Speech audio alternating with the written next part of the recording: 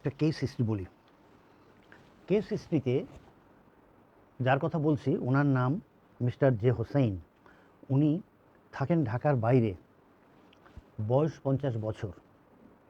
ওনার ব্যথা কোথায়? হাঁটুতে ব্যথা। দর্শক একটু মনে রাখবেন, হাঁটু ব্যথা ইজ ভেরি ডেঞ্জারাস। কেন ডেঞ্জারাস? হাঁটুর ব্যথা হলে আমি বা আপনারা আমরা সবাই কী করি? ব্যথার ওষুধ কিনে খাই। 1 দিন 2 দিন 5 দিন এভাবে চলতে থাকে, একটু সেঁক দেই। দেখা যায় যে কয়েক মাসের মধ্যে পা পূর্ণ সোজা হয় না। আর আমরা হাঁটুতে ব্যথা হলে চেয়ার টেবিলে নামাজ পড়ি, চেয়ারে বসে নামাজ পড়ি, নিচে বসি না। তখন পায়ের যে সোজা হওয়া এবং বাঁকা হওয়া এটা বন্ধ হয়ে যায়।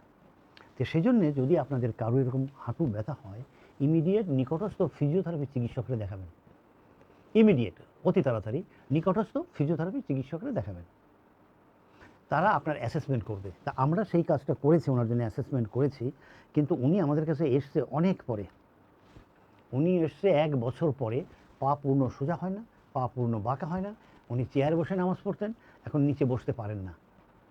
ওয়াশরুম, পায়খানা পেশাব করার জন্যে ওনাকে চেয়ারে বসতে হয় অথবা কোমরে বসতে হয়, উনি নিচে ভাঁজ করে বসতে পারেন না। তো সেই জন্য দর্শক, যারা হাঁটু ব্যথায় ভুগছেন তারা দ্রুত একজন ফিজিওথেরাপি চিকিৎসকের অবশ্যই দেখায় তার কাছ থেকে অ্যাসেসমেন্টটা করবেন, করে কী চিকিৎসা হয় করবেন। তো এই যে রুগী আমার কাছে এসছে, পূর্ণ পা সোজা হয় না, পূর্ণ পা বাঁকা হয় না, বয়স 50 বছর। আমরা তার চিকিৎসা করেছি প্রায় 2 সপ্তাহ। 2 সপ্তাহে সে সুস্থ হয় নাই, বাট বেটার দ্যান বিফোর। আমরা তার পেটেলা দেখলাম, পেটেলার ভিতরে কোয়াড্রিসেপস এক্সটেনশনে problem, back of the knee পিছনে ব্যথা, লং হেড অফ গ্যাস্ট্রোনিয়ামেসে ব্যথা, কাপ মাসেলে ব্যথা। ওনার এইটা এরকম হয়ে আছে, অ্যাঙ্কেলটা নিচের দিকে প্লান্টিগ্রেট হয়ে আছে, অ্যাঙ্কেলটা এইরকম হয় না, টান লাগে, অনেক কষ্ট। তো সেই জন্য যাদের নি প্রবলেম, প্লিজ আপনারা ইমিডিয়েট কালকেই নিকটস্থ ফিজিওথেরাপি চিকিৎসককে দেখান, দেখিয়ে তার চিকিৎসা নেন, তাকে দিয়ে অ্যাসেসমেন্ট করেন। সুন্দর করে উনি অ্যাসেসমেন্ট করে বের করবে আপনার কোন মাসেলে প্রবলেম, কোন লিগামেন্টের প্রবলেম, কত ডিগ্রি বাঁকা হয়, কত ডিগ্রি সোজা হয়, এগুলো করবেন। যাই হোক, আমরা ওনাকে চিকিৎসা করেছি। ওনার বাঁকা হয় না, সোজা হয় না। এর সাথে আরেকটা প্রবলেম হয়েছে, হাঁটুর সামনে যে একটা বাটি থাকে, এই বাটির ভিতরে চারদিক দিয়ে এক্সপানশনের প্রবলেম, কোয়াড্রিসেপস এক্সপানশন।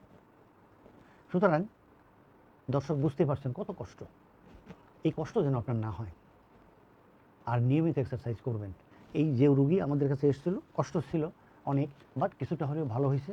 অনেক দিন তার এই চিকিৎসাগুলো করতে হবে, করলে আশা করি সে ভালো করবে। সিনিয়র সিটিজেনদের কথা বলি। সিনিয়র সিটিজেন, এর আগেও বলেছি, আপনারা আমার কাছে খুব রেসপেক্টেড। আপনারা এই দেশের জন্য অনেক করেছেন, যা আমরা এখন উপভোগ করি, তাই তো আমরা কৃতজ্ঞ। সিনিয়র সিটিজেন, আপনাকে মনে রাখতে হবে যে আপনার জন্য একজন কেয়ার গিভার থাকে। প্রতিদিন কমপক্ষে আধা ঘন্টা হাঁটবেন এবং বিছানা থেকে ওঠার আগে চশমা পরবেন, চশমা পরে তারপরে হাঁটবেন বা উঠবেন। উঠে চশমা পরবেন না, পিচ্ছিল জায়গায় হাঁটবেন না, অন্ধকারে হাঁটবেন না। আপনি যেন পড়ে না যান, খেয়াল করতে হবে। প্রিভেনশন কী প্রিভেন্ট করতে হবে? ফল, পড়ে যাওয়া।